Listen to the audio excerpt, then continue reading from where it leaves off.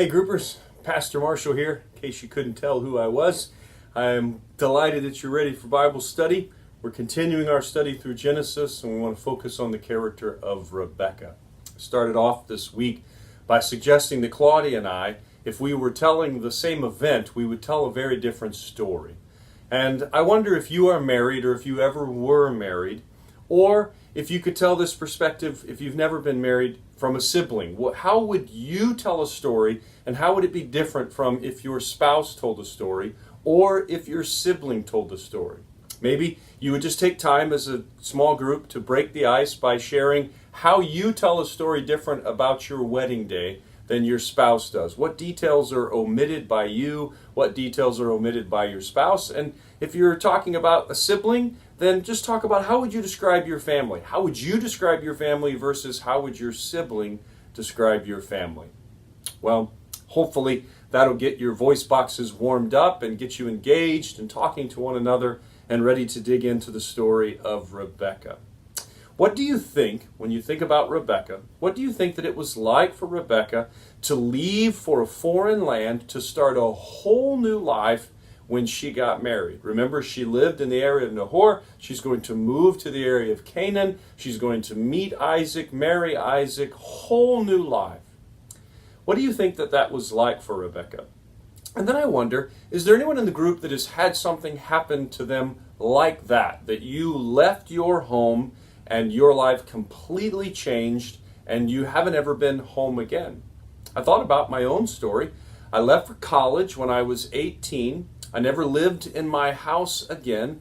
I would meet Claudia. We would marry. We would live in the Midwest. We would live in California. We would live in the Mid-South. Never been home again. I wonder if any of you have a story like that.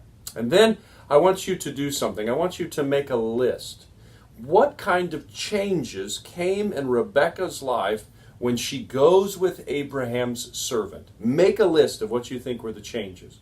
And then I want you to make a list, what doesn't change in Rebekah's life when she goes with Abraham's servant? Well, the next thing that's important in this story is in Genesis chapter 25, verse 23. God speaks directly to Rebekah. That is significant. What I want you to talk about is, why is that significant? Why is it so significant that God speaks directly to Rebekah? First of all, what does Rebekah know after this revelation that maybe no one else knows? I mean, it's possible that she told Isaac, but we don't know that she did. It's certainly probable that she told Jacob, but we don't know that she did. It's certainly probable that if she told Jacob, he told Esau, and Esau told Isaac, but we certainly don't know. What is significant about what Rebekah knows from day one? And then, how does this story parallel the story of Abraham and Sarah? What do you see are similarities, the story of Abraham and Sarah? God speaks to them. God speaks to Isaac and Rebekah. What are the similarities?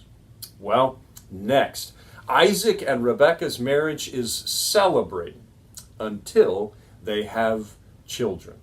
I want you to make a list.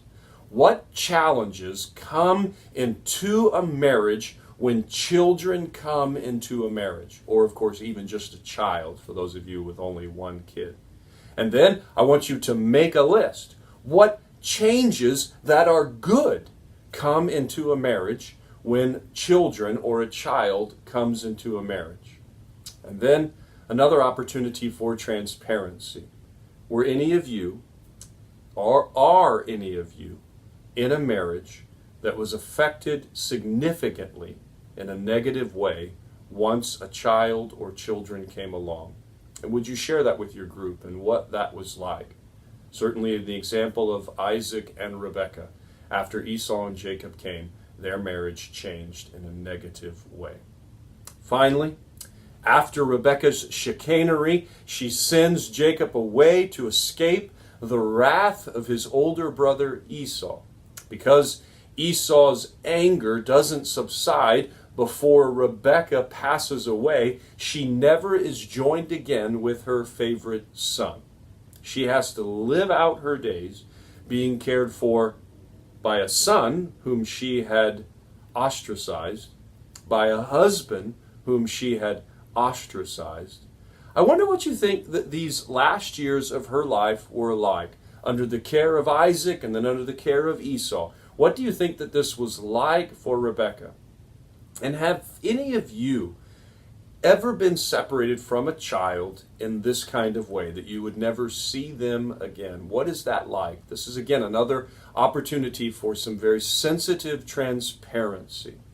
Do you think that this separation that Rebekah experiences, do you think that this is a fair consequence for the favoritism, for the chicanery that she did to her husband Isaac?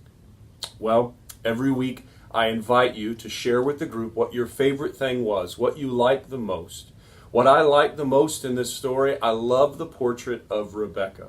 I love this woman who lives and she's part of Abraham's family. She certainly has heard about Uncle Abraham and his faith and the blessing of God. And when a servant comes from Abraham's house and she learns who he is, I see her already having a rich faith in this great God of Abraham, that she is ready to start a new adventure, an adventure living under this great God of Abraham and his blessing. And I really like this picture of her. It speaks directly about what she was like. What a beautiful picture. What do you not like? Every week I challenge you to take a moment and to share what was your least favorite thing in these passages of Scripture. Well, I don't like the late portrait of Rebekah. The early portrait of Rebekah is beautiful. A woman that has faith in God and is willing to leave her family and go and start a new life, trusting that He'll take care of her. This late portrait is a different picture. Dying most likely, separated from her husband, maybe at odds with her older son. I think that's a sad picture. Well, again, quickly, a reminder of the commitments that we made this last weekend based on what we studied in God's Word. I hope that you were challenged. I was challenged. When I looked at this passage, I was challenged to look at the closest relationships in my life. My relationship with my bride, my relationship with my daughters, my relationship with my closest friends, my relationship with my parents. I was challenged to look at the closest relationships in my life and to take an account. Has any one of those relationships taken a precedent over the most important relationship in my life, my relationship with Jesus Christ? And if it has, I want to work on taking back some ground, keeping first things first, not ostracizing my wife because I love God, but making sure that I love God first so that I can love my wife, my children, my parents with all of my heart. Well, I hope that you have a great Bible study, and I'll see you next week. God bless.